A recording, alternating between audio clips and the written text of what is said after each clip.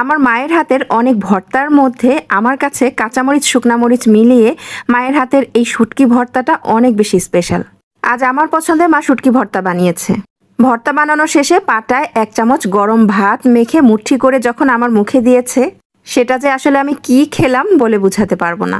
আজকে রাতের খাবারে একদম বাটা পেঁয়াজ দিয়ে ঝাল ঝাল করে ইলিশ মাছটা যখন ভুনা করে দিলাম, সবাই খেয়ে যে এত মজা পেল, একদম আঙ্গুল চেটে পুটে খাওয়ার মতো অবস্থা। আসসালামু আলাইকুম। মা এবং শাশুড়ি মা অনেকদিন যাবত আমার কাছে আছে, তবে আজকে সন্ধ্যায় আব্বু এসেছিল।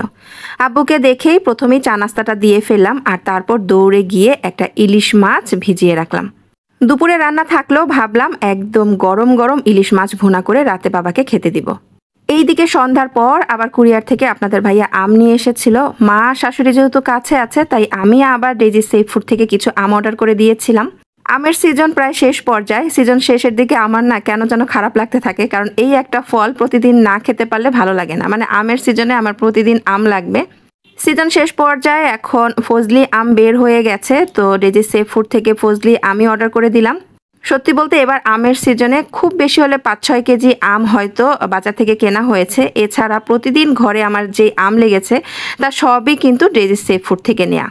আমার মা এবং আমার শাশুড়ি মা দুইজনই আম পছন্দ করে, তাই ওনাদের 2 বিয়ানকে বসিয়ে দিলাম রাতকে সহ, যে আপনারা 3 জন মিলে আমগুলোকে সাইজ করে ফেলেন। সাইজ করে ফেলেন মানে হচ্ছে ক্যারেট থেকে নামিয়ে ফেলেন, যেটা একটু পাকা পাকা মনে হয় সেটা একটু আলাদা রাখেন। এগুলো কিন্তু গাছের একদম পরিপক্ক আম, আর এখানে কোনো রকম কেমিক্যাল ফরমালিন কিচ্ছু দেয়া নাই। এগুলো আস্তে আস্তে পাকবে, আস্তে আস্তে খাওয়া যায়। আবার কাঁচা পাকা আমটাও কিন্তু আমার খেতে অনেক বেশি ভালো লাগে। আমের সিজন তো প্রায় শেষ পর্যায়ে চলে আসলো। এই সিজনে আর আম নেওয়া হবে কিনা আমার জানা নেই, লাস্টই মনে হয় এই নিলাম। এখানের এই ক্যারেটে প্রত্যেকটা আম অনেক বেশি ফ্রেশ ছিল, একদম পরিপক্ক ছিল। একদম পরিপক্ক কোনো রকম কেমিক্যাল ছাড়া ফ্রেশ ফজলি আম খেতে চাইলে আপনারাও ডেজি সেফ ফুড থেকে নিতে পারেন। আজকের ভিডিওর ক্যাপশনে ওনাদের পেজ লিঙ্কটা দেওয়া থাকবে। যাই হোক, আম গুছিয়ে ফেলা শেষ, আর এখান থেকে 2-4টা আম বের হয়েছে, যেটা মোটামুটি পেকেছে, একদম পুরোপুরি যে পেকেছে আনা। তো ভাবলাম যে এই 2-4টা আম কেটে ফেলি। কাটার পর আমের ভিতরটা অনেক বেশি ফ্রেশ লাগছিল। আর এইদিকে আমি আম কাটছি, কিন্তু মুখে দিয়ে দেখবো না যে মিষ্টিটা কীরকম, এটা তো হতেই পারে না। তো একটু খেয়ে দেখলাম, আসলেই অনেক বেশি মিষ্টি আর অনেক বেশি রসালো ছিল। যাই হোক, এরপর এই তো আমি আম কেটে দিয়ে গেলাম, সবাই মিষ্টি মিষ্টি আম খেয়ে নিক। আর এইদিকে আমি চলে যাই রান্নাঘরে, কারণ আমাকে আবার মাছ ভুনা করতে হবে। তো কিছুটা সময় পার হওয়ার পর মাছটা পুরোপুরি ভিজে গেছে। এরপর আমি একটা চামচ দিয়ে আঁশটা ছাড়িয়ে নিয়েছি। সেদিন যে আপনাদের ভাইয়া 2টা মাছ এনেছিল, এটার হচ্ছে সেকেন্ড মাছটা, যেটা আমার কাছে মনে হয়েছিল প্রথমটা থেকে এটা বেশি মজা হবে। তো এই তো আমি কেটে নিচ্ছি, আর মনে মনে ভাবছিলাম ডিম হলে ভালো হতো, কিন্তু এটার মধ্যে অত বড় ডিম হয়নি। আমার বাবা আবার ডিম খেতে খুব বেশি পছন্দ করে। আগের মাছটার মধ্যে মোটামুটি একটু বড় সাইজেরই ডিম ছিল, এটার মধ্যে একদম ছোট্ট একটু ডিম আছে। এরপর এই তো আমি আমার পছন্দ মতো পিস করে মাছটা কেটে নিয়েছি। এরপর একদম ভালো করে ধুয়ে নিচ্ছি। এরপর মাথা, লেজ, কানসা যেগুলো আছে সেগুলো আমি সরিয়ে ফেলেছি, শুধু মাঝখান থেকে মাছের পিসগুলো নিয়ে নিয়েছি। এখন হালকা একটু হলুদ, মরিচ, লবণ দিয়ে একদমই হালকাভাবে মাছগুলো একটু ভেজে নিব। মাছ ফ্রাই করে নিলে ঠিক আছে, তবে আমি রান্নার জন্য বা ভুনার জন্য যখনই মাছ ভাজি তখন কিন্তু একদমই হালকাভাবে ভেজে নিই। শুধুমাত্র এপাশ ওপাশ একটু উল্টে পাল্টে নিয়ে মাছ তুলে ফেলি। এই যে একদমই হালকাভাবে মাছটা ভেজে তুলে ফেলেছি। আর এখন হচ্ছে ভুনা করব। আজকে মাছটা কিন্তু আমি বাটা পেঁয়াজ দিয়ে ভুনা করব। তার জন্য এই তো আমার যে হ্যান্ড ব্লেন্ডারটা রয়েছে, এই হ্যান্ড ব্লেন্ডারটা নিয়ে নিয়েছি। পেঁয়াজ ফ্রিজে কুচি ছিল, তো সেখান থেকে কুচি পেঁয়াজটাই নিয়ে নিলাম ব্লেন্ড করার জন্য। আর এই তো ব্লেন্ড করেও নিয়েছি। একদমই অল্প সময়তেই কিন্তু এই হ্যান্ড ব্লেন্ডার দিয়ে পেঁয়াজ ব্লেন্ড করা হয়ে যায়। তো যেই ফ্রাই প্যানে যেই দিয়ে মাছটা ভেজেছিলাম, মাছ তো তুলে ফেলেছি, সেই তেলের মধ্যে সামান্য একটু তেল মিক্সড করে এরপর এর মধ্যে এই তো পেঁয়াজ বাটা দিয়ে দিচ্ছি। তেলের মধ্যে বাটা পেঁয়াজটা একটু হালকা ভেজে নিয়ে এরপর এর মধ্যে যাবতীয় মশলা দিয়ে দিচ্ছি। এখানে আমি হলুদের গুঁড়ো একদমই কম করে ব্যবহার করছি, সাথে দিয়ে দিয়েছি ধনিয়ার গুঁড়ো। তবে এই মাছটা একটু ঝালঝাল করে ভুনা করলে বেশি ভালো লাগে, তাই আমি এখানে গুঁড়ো মরিচের পরিমাণটা দিয়ে একটু বেশি। এরপর সব কিছু একসাথে তেলের উপরে একটু ভেজে দিয়ে দিচ্ছি পানি। কুচি পেঁয়াজ দিয়ে রান্না করলে যতটুকু কষাতে হয়, আমার কাছে মনে হয় বাটা পেঁয়াজ দিয়ে রান্না করলে মশলাটা তার চাইতে বেশি করে কষাতে হয়। পেঁয়াজটা যখন বেটে দেওয়া হয়, মানে পেস্ট দেওয়া হয়, কুচি না, তো আমার কাছে মনে হয় কি পেঁয়াজের স্মেলটা একটু বেশি পাওয়া যায়, যার কারণে মশলাটা খুব ভালো করে কষিয়ে সেই স্মেলটা সরিয়ে ফেলতে হয়। যাই হোক, এই নিয়মেই হচ্ছে আমি মশলাটা খুব ভালো করে কষিয়ে নিয়ে তারপর হচ্ছে মাছ দিয়েছিলাম। আর এখন তো মাছটাও ভুনা প্রায় হয়ে এসেছে। এভাবে মাছ ভুনা করতে গেলে যে কি পরিমাণে মশলা ছিটে আর আমি যে কতবার চুলার পাড়টা মুছেছি তার কোনো হিসেব নেই।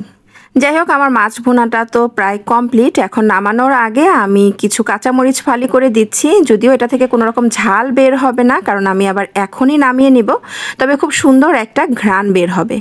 এই তো কাঁচামরিচ দেওয়ার পর কয়েক সেকেন্ড পরেই কিন্তু আমি নামিয়ে ফেলেছি। আর এত বেশি লোভনীয় হয়েছিল আর এত সুন্দর ঘ্রাণ বের হচ্ছিল এই ইলিশ মাছ ভুনা থেকে, কি আর বলবো।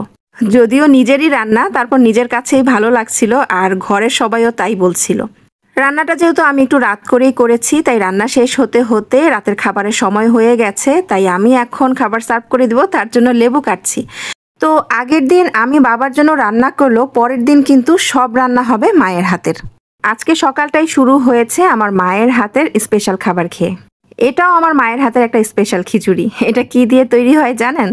এটা হচ্ছে আমার ফ্রিজে যত বাসি তরকারি ছিল তার সাথে চাল, ডাল, টমেটো মিলিয়ে এই খিচুড়িটা তৈরি করা হয়। এটাকে বাসি ভাতের খিচুড়ি বলে।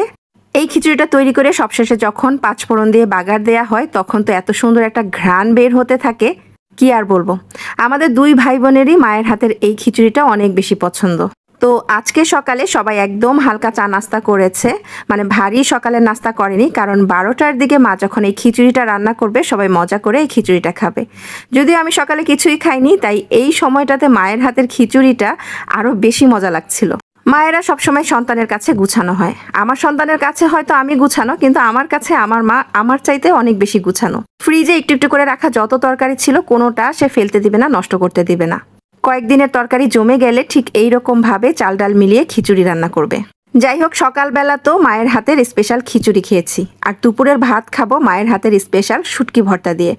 আমার মা চাপা শুটকিটা এত সুন্দর করে ভর্তা করে, আমি নিজে করলেও আমার এত বেশি মজা লাগে না।